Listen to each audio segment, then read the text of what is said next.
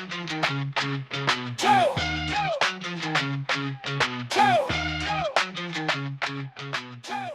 folks, Mark here from the Australian DeFi Association, and we've got a special Blockchain for Good podcast thanks to our sponsor Fabulation. We've got two standout voices in the blockchain space that we got to interview at the conference. One that you will recognize in Amanda Wick, who flew in from overseas to be part of the conference. You will have seen her in a previous episode where we talked about her book Catalysts. And then the other one was Michael Bacina, who's a prominent lawyer in the space. He was here in Australia and he's moved over to the Cayman Islands. So Amanda, as you might remember, she was a federal prosecutor turned crypto policy advocate. She shares her sobering insights from the book Catalyst, which unpacks how America's institutional decline has global ripple effects, especially for emerging tech like crypto. Her message was that you can't truly understand Web3 without seeing the broader geopolitical and societal forces that are shaping it.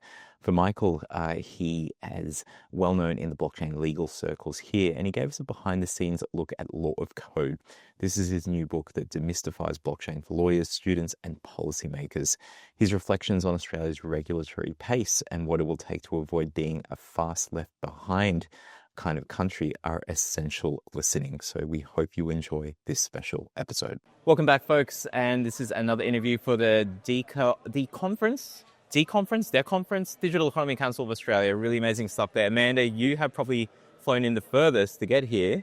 No, I came from Perth. Oh my goodness, yeah. There you go. There are people who technically beat me because they might have come from Singapore. So, like Western Australia is so west that it's American. But no, thank you for flying down. What was your journey to get here, or to get to Perth and then to get to here? You were in Singapore, you said? Or? No. So I was in the U.S. For a conference, and then I flew to Hong Kong for a book launch event. Then I came to Perth for an event, and then I came here. Yeah. Amazing. You've got the book that you've written, Catalysts, which you'll see in the show notes. We've had you on for a podcast for Fabulation, and that was great with Lisa Wade, the awesome host at this Digital Economy Council conference. How has the book launch been for you so far? It's been great, actually. I think because it was really funny. My publisher asked me about halfway through, is the book about saving America, or is it about America being lost and warning others not to follow us over the waterfall? Oh, interesting. And I said, I think it's actually the latter. And he said, no, I knew it was the latter. I just wasn't sure if you knew or if you were ready to deal with that. Wow. And so I think it actually resonates really well with people outside of the U.S. because the Americans that have read it have said it's enlightening but saddening. Right? Or it's because they're in the middle of it. Yeah, because they're in the middle of it and they're experiencing it. And it's not a book about America. America's political and economic decline is just one of the catalysts that I think people should understand and know about. But it's about the other ones, right? And kind of like taking a 360 view and saying, like, some of you know about America's decline and political dysfunction, but you might not know exactly why or what that means. Yeah. Or you might not understand the extent, because until recently, until the Moody's downgrade, there wasn't like objective data. Yeah. And people really love to think it's America, right? It's just, of course, like it can't ever not be good, not be the best, right? Yeah. And it could definitely go down. And it's sadly kind of going down. But there are all these other catalysts, like the decline in institutional trust, right? Which we see that has an impact on crypto. Absolutely. Right. And so I was like, look, you can't analyze cryptocurrency and disintermediated finance and not understand these other things. And all of them are having an impact on geopolitics. Yep. And so my goal was to inform policymakers and regulators. But what I have found that's really incredible is the number of citizens who are just really curious about this stuff and want to know. I also feel like I'm sitting in a dumpster fire. Why? Yeah. And the book is actually really accessible. And I have been like just insanely excited about how people come up to me and say, I didn't know anything about finance, but I find it wildly accessible. Yeah. And you explain things in this very like simple way. And I'm like, well, I was a federal prosecutor who did money laundering cases. I was about to ask about your background. Yeah. So like, if I can't explain something complicated in a really accessible way, then I would lose. So I think that plays through. I think a really interesting part, and you mentioned it there, being a federal prosecutor that was prosecuting cases that in this space but it wasn't this kind of jagged view that people might have whenever they think of government or regulators or like industry bodies just getting in the way. Maybe not the industry bodies, but definitely on the regulators and government side, or government bad. But in fact, it's people behind government. It's people that look at this tech and said, yes, these things were wrong because they were unlicensed or they were purely scams and stuff like that. But you saw beyond that, and the tech that's behind here, it turned you into an advocate. So I'm not saying that every regulator out there needs to turn into like an advocate for the space. I'd like that because it should be more about the tech. But what was that journey like for you, going from being on the one side and then as you started seeing more about blockchain and what it could do, how did that kind of manifest for you? Well, I think people don't realize that for the longest time, I think Bitcoin was invented in 2009, 2010. Yep. I always get the year wrong, right? Yep. And there were exchanges that started doing peer-to-peer transactions. Yep, almost straight away. Yeah, almost straight away. Yeah. Before they knew what they were touching, right? And so the concept of the world that I'm from, which is anti-money laundering and countering terrorist financing, they didn't know what they were touching, and sometimes they were touching really bad things, right? But the thing is regulators weren't stopping them from touching it. Exactly. There was no ban on exchanges. There was no, you can't do this. There weren't even really enforcement actions. Even after the United States FinCEN, which is the financial intelligence unit that's in the U.S. Department of Treasury, even when they put out like the earliest guidance in 2013 that said, hey, if you're doing this activity, you're a money services business that needs to register with us. Even in 2013, blockchain analytics didn't exist. I think people don't realize the timing, that it wasn't until 2014, after the Mt. Gox Act, after the guys that founded Chainalysis like started figuring out how to do blockchain analytics, that people were like, oh, wait, if we can de-anonymize enough about these transactions, then we can do the things that regulators would need for this to go from being just criminal money to money, like usable money for digital finance, for the future of things. And that, I think, was the pivotal shift where a lot of us started to say, okay, at first it was just criminal money. But after blockchain analytics, now it's usable. Now exchanges can do transaction monitoring. Now we can know the difference between Mark and a terrorist. Yes, exactly. Right? That's really... There's not much difference, but... There's tons of difference. Yeah. But that's a really important thing. Absolutely. The nuance was there, like, because otherwise you just paint it with one brush. One piece is tarnished, the whole thing is. And I think that was the problem, is that the technological nuance was being invented, but the problem was that the industry wasn't maturing at the same rate as the technology. So like, whereas blockchain analytics was coming in and saying like, oh, we can do all these things and we could theoretically be compliant, you still had some really big trade associations, especially in the United States, saying, well, we don't need to be compliant. Like, we're not financial services. Like, we're moving millions of dollars for pennies on the dollar, but we're just technology. It's just code. Like, you know, what is it? Code is speech, or they have code this, is like, law, and they have like all these slogans, and I'm like, I don't really care what your marketing line is. Like, you're moving money. That's money services businesses. And so like there was this lag, and I think that was frustrating for a lot of us who were government, who were regulators, who did see the potential for this if it could grow up faster.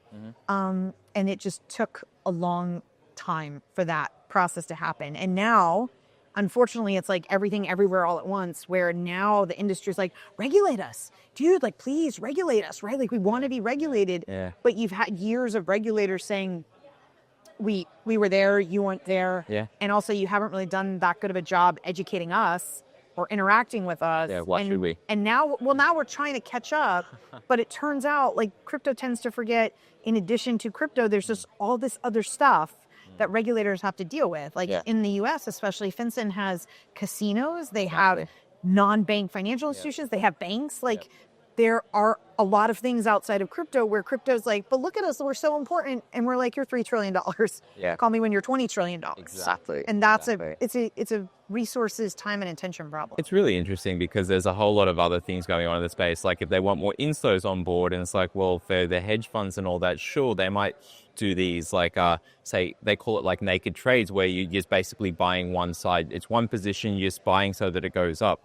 But you need to be able to short, so you need options, you need derivatives, and that market hasn't been big enough. So there's all these other bits of infrastructure. For pension funds, it's insurance. For family offices and all that, like, where's the insurance side of things? There's all these things that we could be doing, as well as educating the regulators. And the thing is, regulations are what people say, oh, we can't do anything without regulations. There's regulations, and there's many that don't necessarily go to conferences. They just build, or the ones that do, and that they don't care. They just want to find ways to do stuff within the current frameworks. And we need more of that, I think. But the ones that really shine are the ones shouting out that, oh, the regulators aren't working with us. I think that you raise a very good point. It's like we need to come together in any case. I think that is probably the most important thing that I spend tons of my time talking about is I wish that regulators could sit with degens and degens just sit and innovate and think of new ways to do things that weren't there before. And if there was ever a thing that needed a new way of thinking, it's how we regulate the financial system, especially for crypto. Yeah. And you could imagine a system where we use oracles and we call off smart contracts, and we could do compliance and AML CFT smartly, right? And there's it effectively automated, right? Keep the wheat, toss the chaff, get rid of millions of bogus STRs that just ruin law enforcement's lives. But you can conversely imagine a room in which regulators need degens to sit and understand. But when you invent this, the wonderful thing that you envision being done with it would be something horrible by terrorists, because you're thinking of all the best things that could be done with your product. And somebody like me is thinking, yes, but remember the internet when they didn't think about the sexual exploitation of children, which exploded from child pornography to the creation of the internet, right? And had we thought about worst case scenario planning, we might have done things a little differently in the invention process. Agreed. And if you watch The Social Dilemma, it's all the guys from social media like, well, gosh, if we just thought about the like button before we put it out into the universe, or before filters created generations of body dysmorphia and an entire generation of women. And you're like, we could have had some conversations about this before you set it loose in the wild. There's opportunities now. And so to your point, like these groups spending more time together, we need regulators to be so much more innovative. Yeah. And they barely have the time to do the things that they have to do, let alone sit down and imagine the new regulatory frameworks and systems that we would need. I mean, when I think about in the U.S., it's the Bank Secrecy Act from the 70s for cash, right? We need BSA modernization, and they're going to and it's been in the basement of FinCEN because they're just overworked, understaffed, under-resourced, and now DOGE has cut, even more. And now you want these people to sit down and take the time to envision a completely new compliance framework for a completely new technology. And the people who probably would have the best ideas for that, if they sat down and thought about it, are the degens and the innovators, ironically, who have come in and said, we can actually do this with oracles, with smart contracts, right? But then propose something. Exactly. Propose a framework, like help us help you. And I think that's a missing link. Groups like GBBC, Global Blockchain Business Council, super helpful. DeFi Association of Australia, I've always admired how you bring everyone into the room. And I was telling somebody the other day, I was like, I think it was like Comply Advantage. I was like, you need to go to the DeFi Association meetings because... That reached out. I was like, because Mark does this incredible job of putting degens and regulators in a room and saying you guys have value to offer each other. And that's an incredible space that I don't think we have that in the US. And you need to move to America and start that. But hopefully I get past the borders. I don't know what they're going to look through and find on my phone. Who knows? We'll see. I'm not going to lie. Brown people in the United States are not having a good time. We're not at the entry point. No, it's more difficult, but we'll find a way. But just got to be careful. I think so. I think there's a lot more that people will learn from reading the book. Will learn from being part of the things that you're part of, whether it's Women in Cryptocurrency Association, the consulting that you do, the speeches you get to do when you come and travel and be at this event. And Amanda, thank you so much for your time. Thank you so much for having me. I always appreciate you. Cheers. We're here at the Digital Economy Council conference, D-Conference, up here on the Gold Coast with a special guest who's flown in all the way from the Caymans.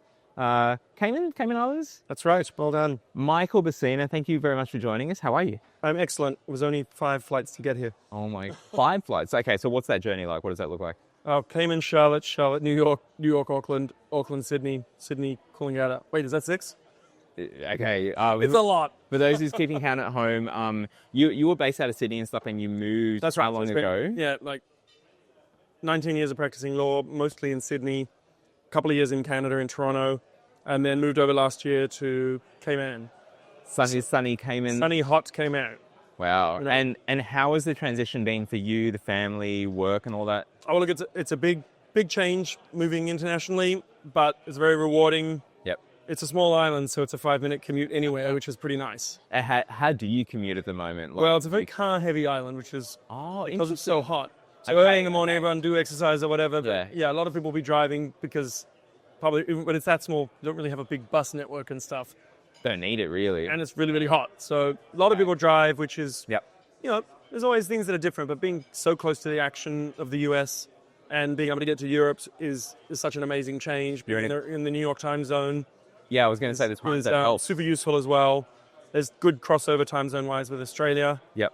And there's just so much happening. And I think apart from the time zone, the activity thing is like one of the most important parts with so much like happening over there that we are FOMOing into over here. Speaking of FOMO, people, you've got access to this cool book, Law of Code. It's like the Price is Right, start of the century. Like we need the music coming across there. It doesn't come with steak knives. It does not yet. It's not the Tim from Demtel, but wait, there's still more. Not yet.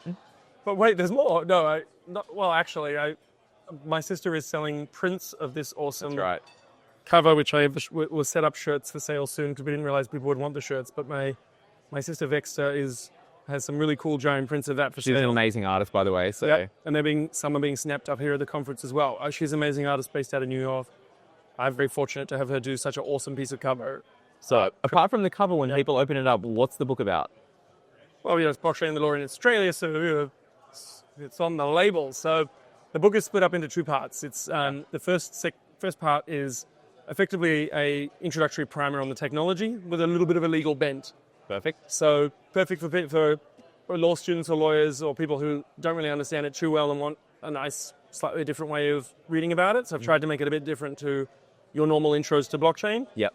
And back half of the book is covering off things like property, contract, specific areas of law, financial services, taxation, Right. so that you can then dive into that discrete area, need to know what the cases say, what are things going, is crypto property, is it mere information like some people have been arguing, probably not that many, for some.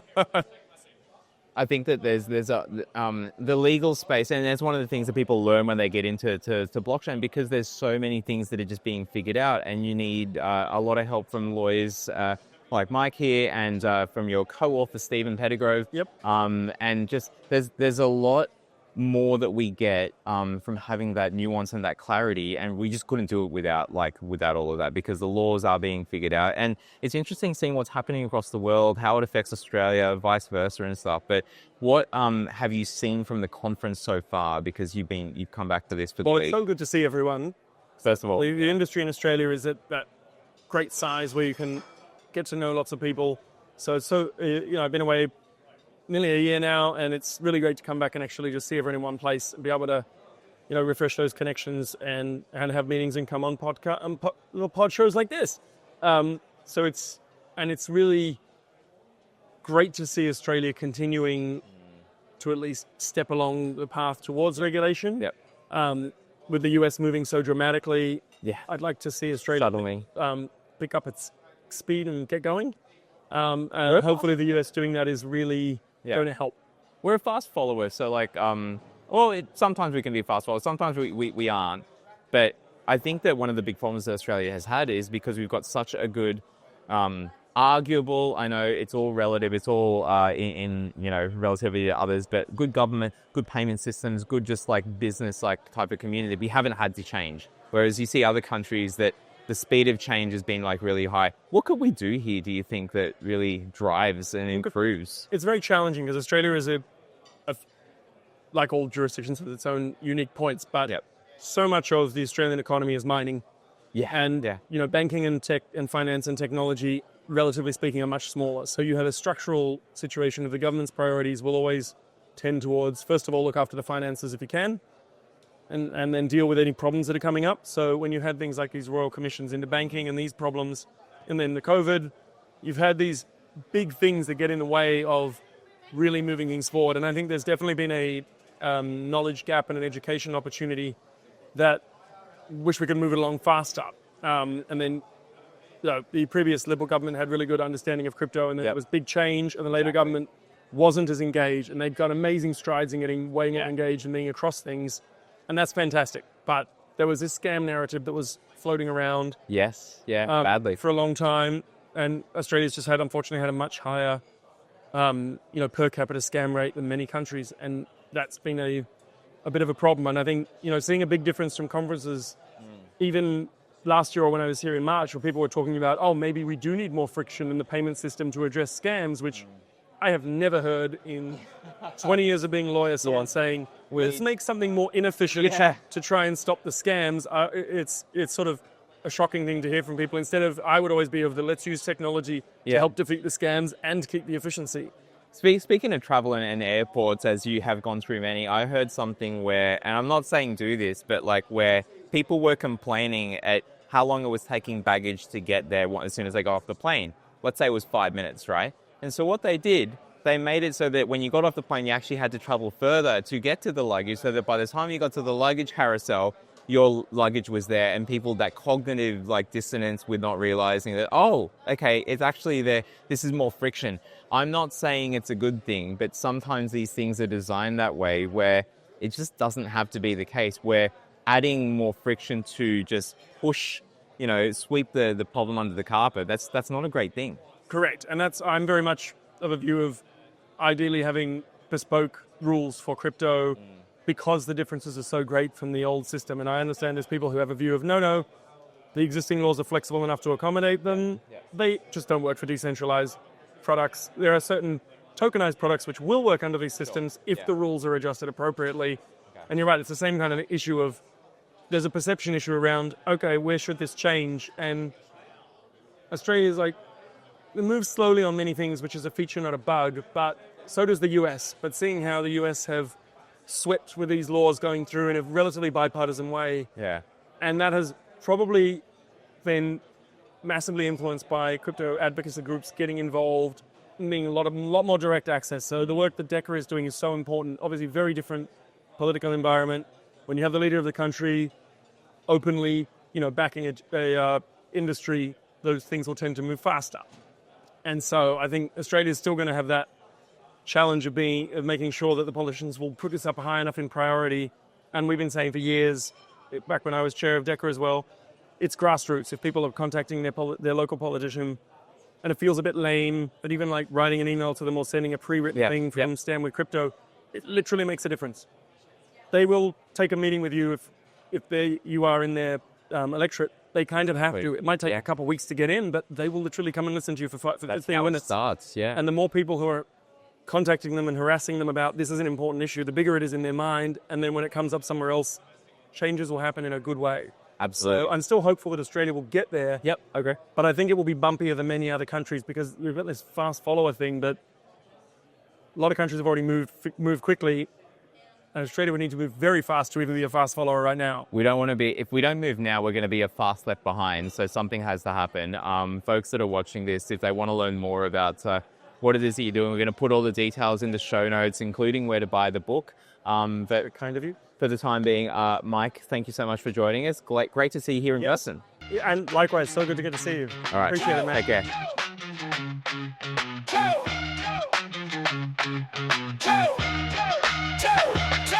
Tech is wild and the future's untamed. Blockchain blazing, carving new lanes. AI whispers in a silicon scheme. Dreams coded deep in a mainframe dream. Algorithms dance on this digital dirt. Crypto's buzzing while the old rules hurt. From Sydney skies to the outback globe. Emerging tech is the game we throw.